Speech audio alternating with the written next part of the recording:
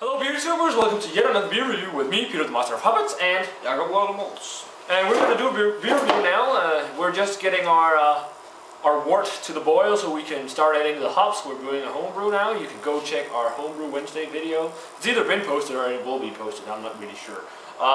So to see what beer it is. And it's boiling soon, but it's going to be boiling soon, so we wanted to do a beer review before that of a beer sent to me from Johan in Sweden. And this is a very limited edition beer, which is really nice, so thanks a lot, man. This is from the Carnegie and Company, which is Carnegie and Co. This is the Carnegie and Co. Special Porter for the 175th anniversary of Carnegie and Co. It's an 8.8% Imperial Porter aged in Heaven Hill bourbon barrels. And the history about this is that the original Carnegie Porter was invented in 1836. So it's a really old style porter that's still made, actually. Just the name is now owned and brewed by Carlsberg in Sweden. But it's still the exact same recipe. And to celebrate the 175th anniversary, they collaborated this beer, the Imperial version here, with Brooklyn Brewery. We actually wanted, with Garrett Allway, we actually wanted to review the regular version, but the problem was we couldn't get it anymore in our local beer store, because they actually had it once. But it says here on the back, yeah, it's on 8.8% alcohol, and it says here on the back, this is not the first time that Carnegie Porter has distinguished itself. It's to the contrary. Early on, great quantities of Carnegie Porter were exported to Havana, Pernambuco, and New York, where it was enjoyed with everything from chocolate and oysters to beef stew. However, this is the first time that Carnegie Porter has launched such an exciting thing as an anniversary brew.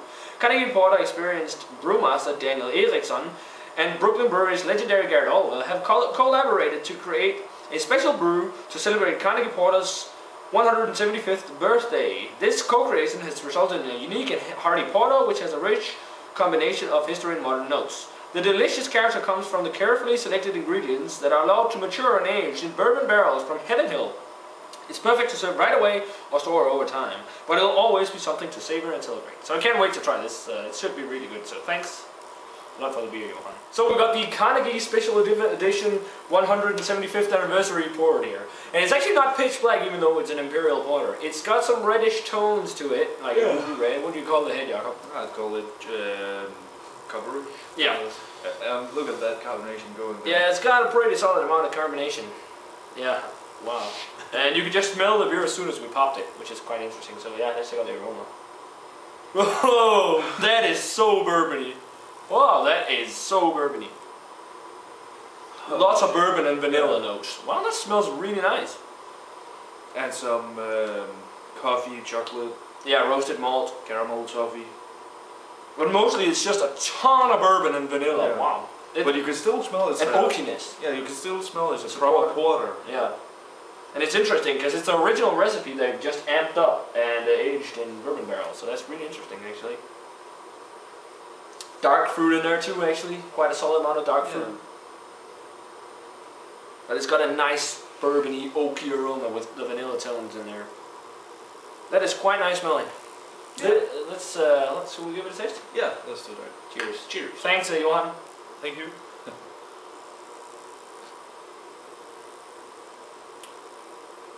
That's pretty smooth. Really smooth. Wow. The aftertaste has a really nice oaky quality. Yeah. That is quite nice. And a lot vanilla. Yeah, it's got so much vanilla. Wow, and the oakiness really lingers. The aftertaste is really nice, actually. Yeah.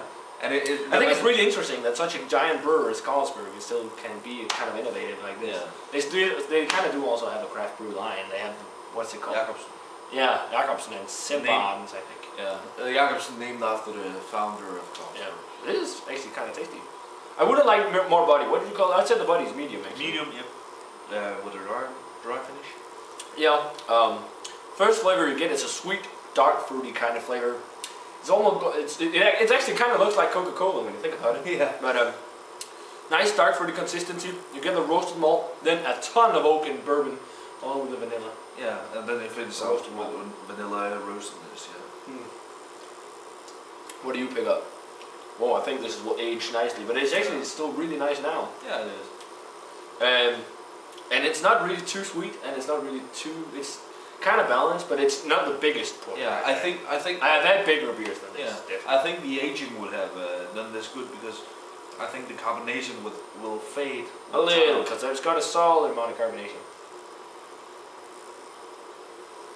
Yeah, dark fruity, kind of raisin. It's got that nice whiskey kind of bourbon soap raisin. Like the whiskey, there's just dumped the raisins into the whiskey, and then you get that taste that whiskey heat in the back of your throat. Yeah, I mean, it's not too much. It's kind of balanced.